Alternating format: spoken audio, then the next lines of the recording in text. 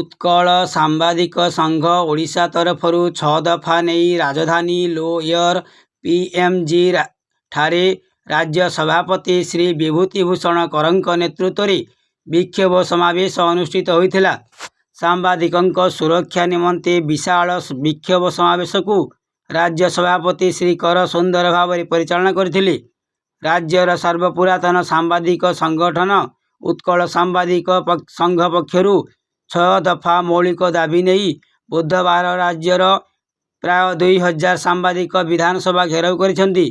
अन्यान्य राज्य तुलन में ओडिशा रे सांबादिक वर्ग विभिन्न सरकारी सुविधारू वंचित होगा संगे संगे क्रमागत भाव विभिन्न जिल्लार जिल्लापाल जरिया मुख्यमंत्री उद्देश्य दाबी समूह को उपस्थापन करी आसुथिले सुद्धा अद्यावधि कौन सुफल मिल पारि नाही।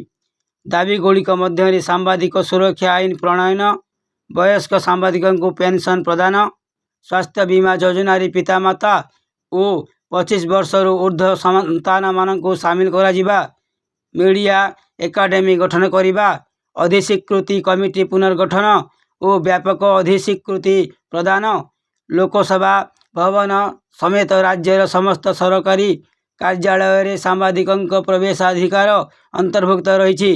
यह विक्षोभ समावेश ओडिशार उत्कल सांबादिक संघरे जोड़ी हो रही प्रत्येक जिलार जिला सभापति और कर्मकर्ता सांबादिक भाई और भौणी 3000 ऊर्ध्व जोगदे सरकार को 6 दफा दाबी समूह को दाबी पूरण पर विक्षोभ प्रदर्शन करथिले।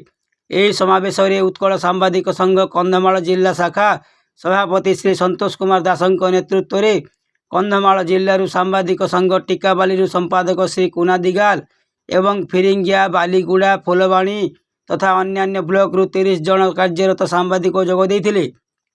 यही समावेश विशेष आकर्षण थिले भारतीय जनता पार्टी विरोधी दल नेता विधायक श्री मोहन कुमार माझी, विधायिका श्रीमती कुसुमा चट्टे, विधायक मुकेश महालिंग, नाउरी नायक, सुभाष पाणिग्राही, सज्जन शर्मा प्रमुख जोगदे दाबी प्रति समर्थन जणाइथिले।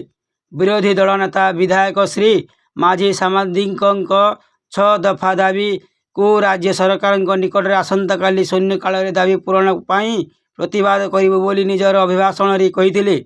यह विक्षोभ समावेश संघर उपदेष्टा प्रदोष कुमार पट्टनायक, रविदास प्रमुख न्याय्य दाबी गुड़िक सरकार यथाशीघ्र पूरण करने आह्वान देते।